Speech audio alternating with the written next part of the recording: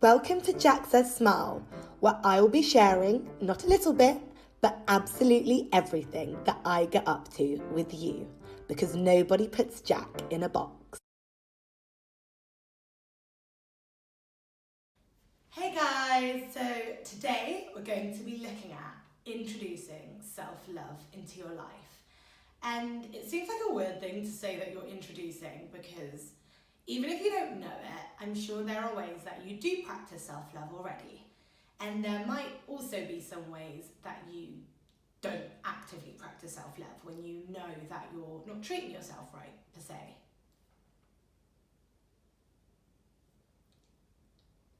We're always wanting to improve how we treat ourselves and also improve things about ourselves, such as our aspirations and working towards goals and accomplishing things. But it's important to remember that those things are separate to loving ourselves. They're wanting to better ourselves. But even though that's great and that is something that I work hard at a lot, that we all work hard at a lot, and something that I will also look at with like goals and stuff like that, it's also really important to make sure that we start with how we treat ourselves.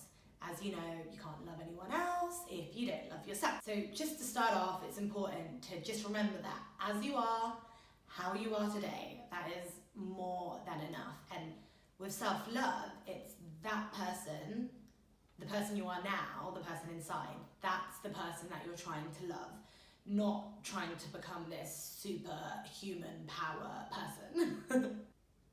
So sometimes we're like, self-love, yeah, face mask, woohoo! And obviously I am so partial to doing that as well.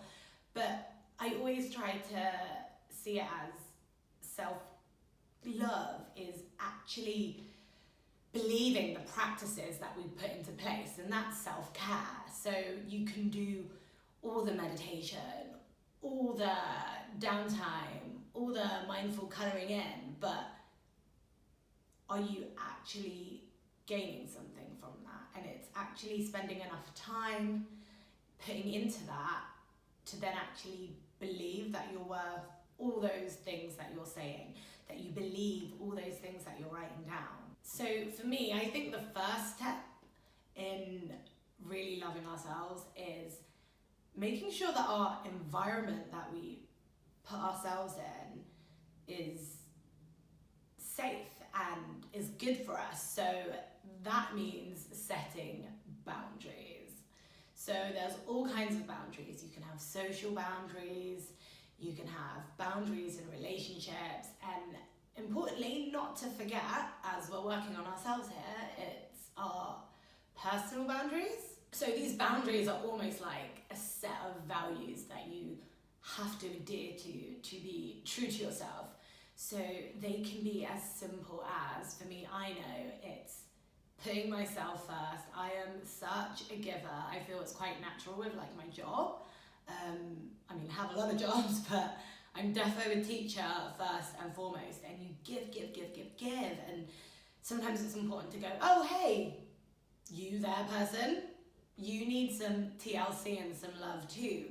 So it's as simple as maybe it's making sure that you get the things on your to-do list done first before you start doing favors or running errands for someone else. At home in your house, maybe it's making sure that you tidy your room first before you do communal things. If you're someone who, housework for example, gets dumped on, you know, it's stuff like that. And again, there's boundaries in relationships, not just intimate ones, but friendship ones, where, you know, you can say no to going out. You can say no to intimacy, you know, like those are yours, they're boundaries. So it's important that you have those values so that you can really honour yourself and what you want and what you need. So again, meditating is something that some people are a bit like, ooh, wishy-washy. So it's important to remember that, you know, meditating and mindfulness, whichever kind of option is best for you and sits best with you, is something that can really, really help. And for me personally, I often find it really helpful to have something to focus on. And you know, when you look out for meditation and mindfulness activities where it's led, it's, you know, really pick something that you're going to work on for a certain amount of time. And so maybe it's going to be self-love, so you focus on self-love meditation.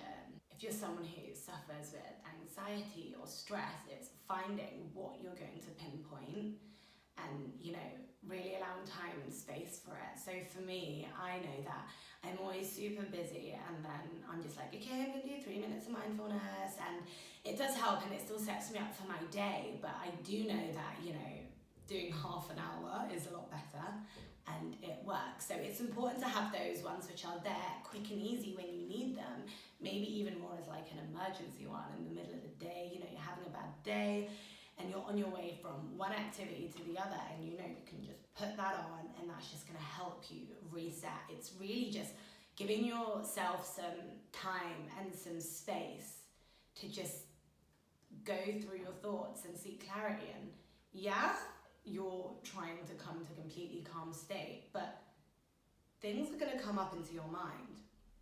And that leads me on to the next thing, which is going to be journaling. So this really works for me. You might not want to do like a diary entry every day. Growing up, I wrote religiously in my diary every day. Now I don't do it so much. But if for you, it's just, you know, churning out your thoughts and your feelings and getting out, and it's addressing, you know, pain or not so nice things or negative thoughts. It's giving it that time and not shoving it under the rug. But then it's also not just keeping it all inside and dwelling on it. Journaling, it might be better for you to have some more guided stuff. So, you know, you just have like 3 things I'm grateful for, something I'm looking forward to in my day. And, you know, maybe in the evening you just do something I enjoyed about my day and something I'm going to work on. So, yeah, for me, that's something that really, really helps. Having downtime and time to yourself. It's just finding what you want to do in that time, and it really helps you tune in with yourself, because you're gonna pick something that you like doing, you know, not something that you compromise to do with someone else, something you like doing, whether it's simply just reading, or if it's journaling, or colouring in, or going for a run, going to the gym, just a time that's yours. And I'd highly suggest you set that time out. If you have a really, you know, simple and consistent routine, that's great. It can be the same time every week. But if things do chop and change, it's important, you know, I'm going to set aside an hour and a half, if that's all you have, if you travel a lot, or maybe I'm going to set out this day, one day, and you know that chunk of time you allocate that you know you need for yourself, and you can just pick it up and move it and put it where you need it, depending on your schedule. And finally, honestly, let's try every day to add to a list something that you love about yourself. It can be something physical, it can be a quality you have, it can be, you know, something that you do. But honestly, it seems eggy, but each time you write something down, the list gets longer. It doesn't have to be anything big, it can be something simple. And each time you go back to that list, you can see the ones you've written before.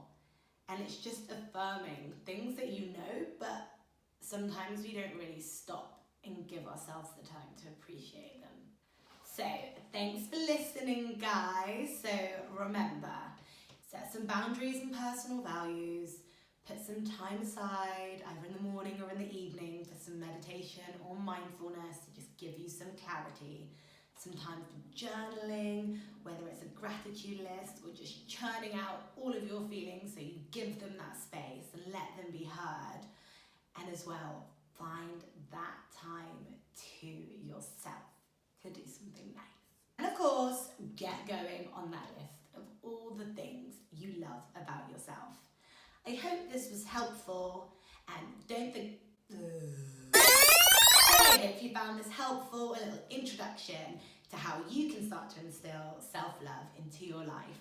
Don't forget to subscribe, leave comments below if you have any questions, go for it, ask away, and I'll see you next time.